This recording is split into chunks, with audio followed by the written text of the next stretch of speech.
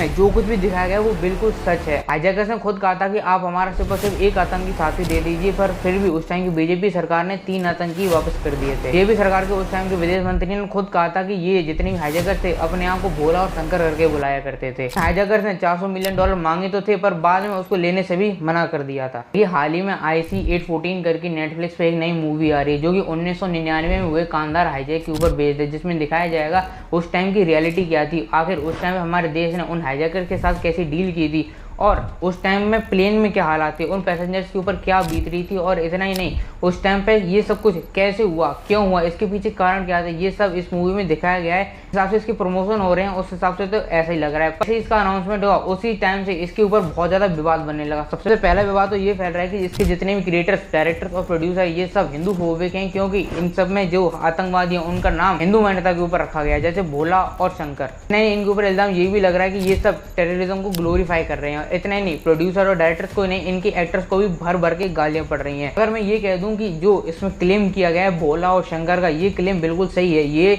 बात बिल्कुल सही है कि ये लोग भोला और शंकर करके ही एक दूसरे से बात किया करते थे। ये कैसे है, क्या है, ये सब एंड में बताऊंगा। और इतना नहीं, सिर्फ मूवी की बात नहीं, बात करेंगे आखिर उस टाइम पे IC-814 में आखिर हुआ क्या था, कांधार हाईजैक में क्या हुआ था, इन सब की रियलिटी क्या थी और आखिर ये सब हुआ क्यों था, उस टाइम पे हमारे देश ने इन सब हाईजैकर्स के साथ डील कैसे की थी। ये सारी बातें डिटेल में इस वीडियो में जानेंगे। तो वीडियो को देखने से पहले इस वीडियो को लाइक, चैनल को सब्सक्राइब अभी से कर लो और कमेंट करके बता देना कैसे लगे। हाईजैक हो चुका है।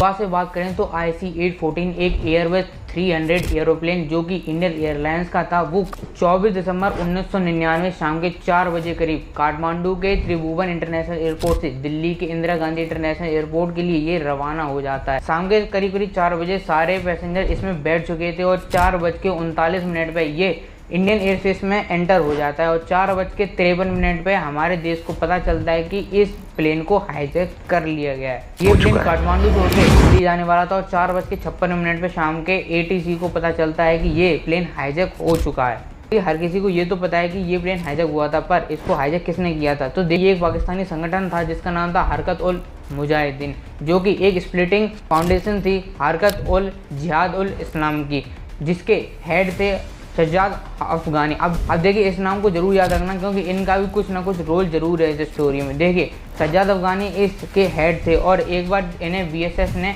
हमारे देश में पकड़ लिया था, जिसके बाद इनको जम्मू जेल में रखा गया था और हाई टाइट सिक्योरिटी होने के बाद भी ये उस जेल को तोड़ के भागते और एनकाउंटर जब होता है तो उसमें ये मारे जाते हैं, जिसकी वजह से इनकी लाश जम्मू में कहीं ग्रेवयार्ड में दफना दी जाती है। ये सूचना मिलती है कि ये लोग इस प्लेन को उड़ा के लाहौर ले जाने वाले हैं और जैसे ही इन लोगों के एयर ट्रैफिक कंट्रोल लाहौर से बात होती है तो वो लोग इसको लैंडिंग करने के लिए परमिशन नहीं देते हैं और मना कर देते हैं। इसी की वजह से इस प्लेन को कुछ समय के लिए अमृतसर में उड़ाया जाता है और अमृतसर में इसको लैंडिंग मिल जाती है क्योंकि इसमें फ्यूल नहीं था। फ्यूल भरवाने के लिए अमृतसर में रुकता है और जब के पायलट जब हाईजैकर से कहते हैं कि इसका इंजन ऑफ करना पड़ेगा अगर हमें फ्यूल भरना है, पर ऐसा बिल्कुल भी हाईजैकर करने की परमिशन नहीं देते हैं। वो लोग मना साफ साफ कह देते हैं अगर तुम्हें कुछ भी करना है तो इंजन चालू करके ही करो, इंजन बंद नहीं होगा। इसी वजह से अमृतसर में फ्यूल नहीं भर पाता है। 8:50 पे इसको टेक ऑफ कर दिया जाता है अमृतसर से और इसको लाहौर ले जाने की बात फिर से होने लगती है और इस टाइम पे लाहौर ATC मान जाती है क्योंकि फ्यूल ना होने की वजह से इसके पायलट ये कहते हैं कि अगर आपने हमें लैंडिंग करने की परमिशन नहीं दी तो हमें लैंड क्रैश करना पड़ेगा लाहौर के अंदर। इसी की डर की वजह से लाहौर इनको परमिशन दे देता है लैंड करने के लिए। लाहौर में इसमें फ्यूल भरा जाता है और रात के करीब 10:32 पे ये काबुल के लिए टेक ऑफ कर जाता है। जब ये काबुल जा रहा था वहाँ के एयर ट्रैफिक कंट्रोल ने ये कह दिया था कि रात में हमारे यहाँ पे प्लेन को खड़ा करने की या फिर लैंड करने की यहाँ पे कोई व्यवस्था नहीं है। इसी की वजह से ये प्लेन दुबई के लिए टेक ऑफ फिर से कर जाता है और इसको अब दुबई में उतार दिया गया था रात के 1:32 के करीब। अब 25 दिसंबर लग चुका था। वैसे तो पूरी दुनिया इस टाइम पे खुश थी, 25 दिसंबर का इंतजार कर रही थी, 24 दिसंबर से ही कर रही थी, पर जब ये सूचना सुनी तो हर कोई परेशान हो गया, काफ़ी सारे देश परेशान हो गए क्योंकि इसमें सिर्फ और सिर्फ भारत के ही नहीं काफ़ी अलग देश के भी लोग इसमें ट्रैवल कर रहे थे उस टाइम पे। इसकी वजह से काफ़ी ज़्यादा प्रेशर कई कंट्रीज़ के ऊपर था और ख़ास करके इंडिया के ऊपर बहुत ज़्यादा इस टाइम में प्रेशर था क्योंकि उन्हें कैसे भी करके अपने पैसेंजर को सेफली घर वापस लेके आना था। देखिए, उस टाइम पे भारत के जितने भी लोग थे, जितने भी ऑफिशियल थे, उनकी बातचीत उस टाइम पे UAE से हो रही थी क्योंकि उन्हें मालूम था कि ये प्लेन दुबई जा रहा है और इसी की वजह से उनकी लगातार बातचीत चलती जा रही थी। यही बातचीत का नतीजा था कि दुबई में जाकर 27 पैसेंजर्स को वहाँ पे छोड़ दिया गया, जो कि महिलाएं और बच्चे थे। इतना ही नहीं, इसमें एक ख़राब ये चीज़ हुई कि वहाँ पे एक लेडीज़ को मार भी दिया गया, चाकू मार के, जिसकी वजह से उनकी मौत हो गई ऑन द स्पॉट, और उनके सबको भी दुबई में ही उतार दिया गया।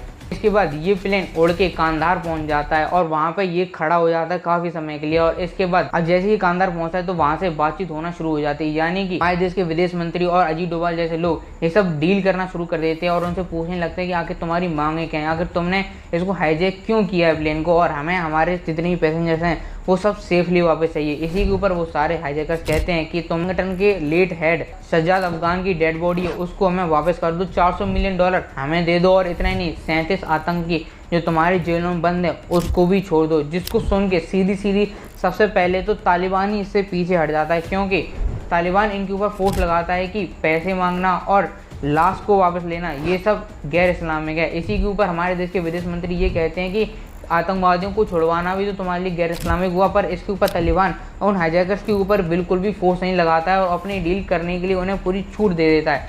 इसी के बाद हाईजैकर्स ये कहते हैं कि ऐसा करो, तुम हमारे एक ही आतंकवादी को छोड़ दो, जिसके बदले में हम तुम्हारे ज़्यादा से ज़्यादा 15 साथियों को या फिर कहीं पैसेंजर्स को छोड़ देंगे, जो भी हमारी मर्जी होगी, अपने हिसाब से जो हम चाहेंगे वो 15 पैसेंजर्स को छोड़ देंगे। पर ये हमारे देश के विदेश मंत्री और अजीत डोभाल जैसे लोग बिल्कुल भी नहीं मानते और तब गुस्सा होने लगते हैं, क्योंकि उनकी सबसे ज़्यादा बड़ी मजबूरी ये थी कि उन्हें कैसे भी करके सारे पैसेंजर सेफली वापस चाहिए थे। इसी के ऊपर नेगोशिएशन होती रहती है, बातें चलती रहती हैं, और इसी में आगे बढ़ते बढ़ते ये बात 3 आतंकवादियों पे आगे खड़ी हो जाती है। सबसे पहले आतंकी छुड़वाने की इन लोगों ने मांग की थी, उसका नाम अजहर था, जो कि 1994 में भारतीय खुफिया एजेंसी द्वारा पकड़ा गया था, जो कि पाकिस्तानी खुफिया एजेंसी ISI का एक कर्मी था और एक आतंकवादी था।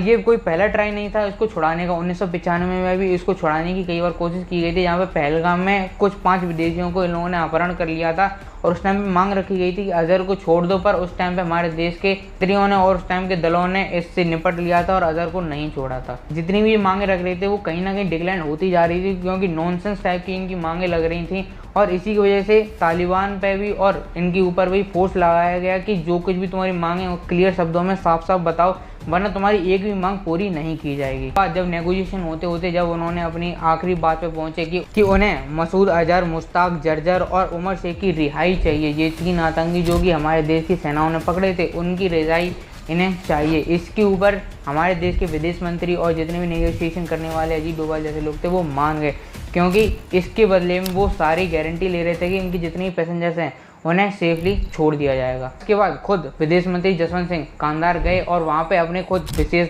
प्लेन लेके गए, जिसके बाद उन आतंकियों को हाईजैकर्स के हवाले कर दिया गया और वहाँ से जितने भी पैसेंजर थे इंडिया के उन सबको उस विमान में बिठा के वापस देश लाया गया। और इतना सब होने के बाद 1 जनवरी 2000 को पहली डेट को ये लोग घर वापस आ चुके थे।